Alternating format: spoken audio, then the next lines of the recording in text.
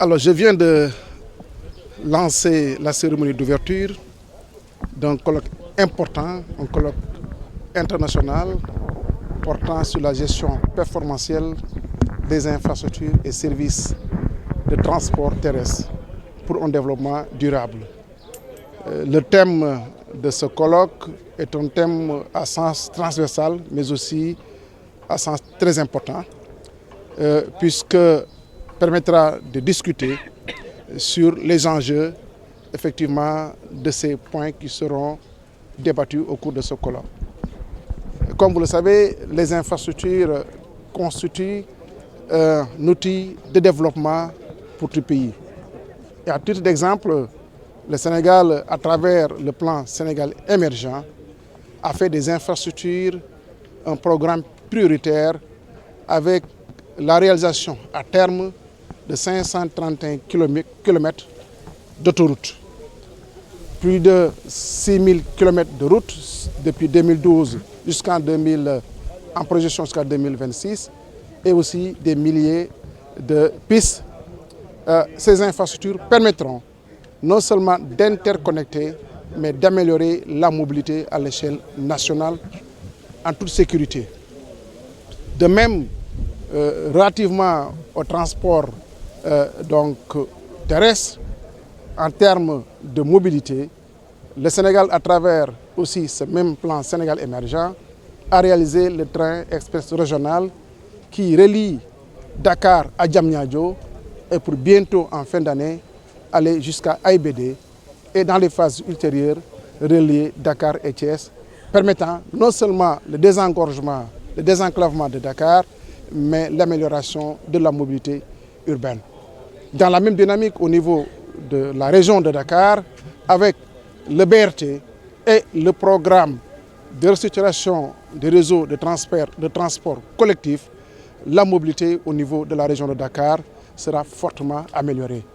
Aujourd'hui, il est question de discuter sur plusieurs thématiques autour de ces questions, notamment comment améliorer davantage la technique, surtout pour amoindrir les coûts de production ou les coûts de construction, mais aussi la préservation du patrimoine à travers notamment la mise en application du règlement 14, mais aussi en ajustant sur le comportement humain qui permettra en tout cas d'avoir des performances attendues, surtout en termes de gestion des infrastructures et services de transport. C'est tout le sens en tout cas de cette rencontre, qui est une rencontre d'experts initiée par l'association des diplômés de l'école polytechnique de Thiès, mais aussi PIARC et aussi les autres associations qui tournent autour de ces thématiques. Ce que nous pourrons attendre, c'est la mise en œuvre des réflexions, des conclusions ici de ces rencontres. C'est tout le sens de ces genres en tout cas d'échanges, c'est de pouvoir mettre en œuvre comment impacter sur, par exemple, les coûts de production, comment réduire, puisque comme vous le savez, les infrastructures ont des coûts importants.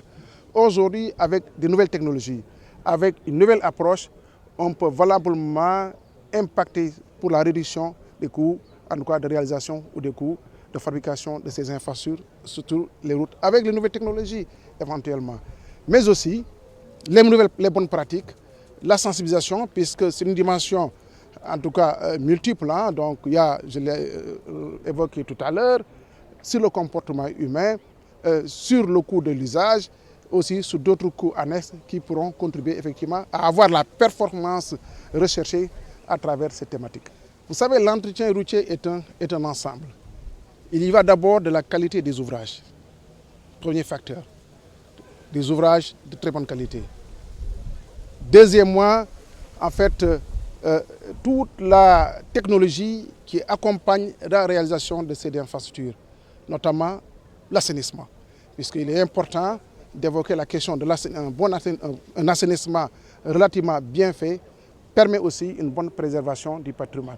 Mais aussi les usagers de la route, et aussi même les populations, puisque une bonne infrastructure, disons, se préserve en réalité en termes en tout cas de comportement, éviter que les populations elles-mêmes ne détériorent la route pour des pratiques autres, ou en tout cas des pratiques non contrôlées. Donc c'est un ensemble de facteurs agrégés.